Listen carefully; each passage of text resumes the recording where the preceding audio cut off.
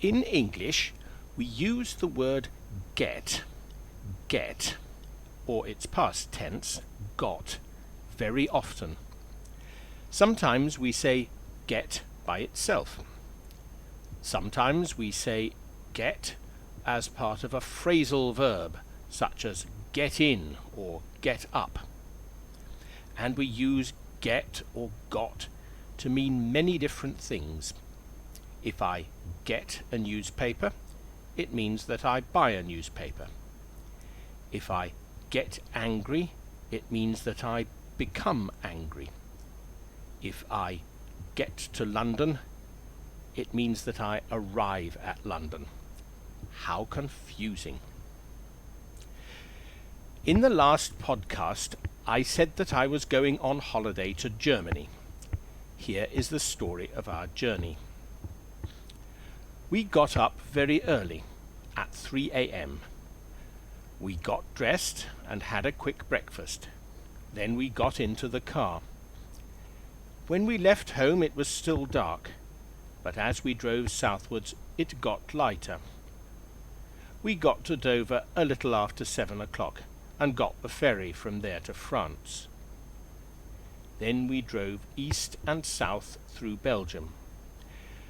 We stopped at a motorway service station near Brussels, where we got some petrol and something to eat. At a little after 3 p.m. we got to Heimbach, a pretty little village in Germany, for our holiday.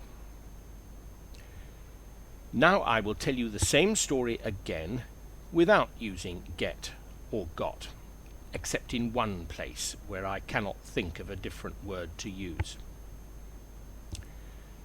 We rose very early, at 3 a.m. We dressed ourselves and had a quick breakfast. Then we got into the car.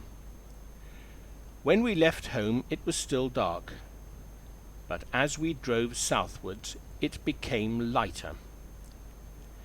We arrived at Dover a little after 7 o'clock and took the ferry from there to France. Then we drove east and south through Belgium. We stopped at a motorway service station near Brussels, where we bought some petrol and something to eat. At a little after 3 p.m. we arrived at Heimbach, a pretty little village in Germany, for our holiday.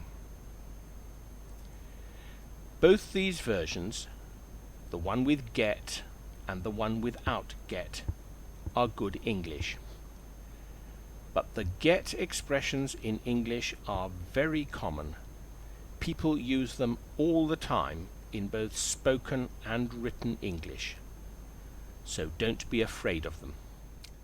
Goodbye.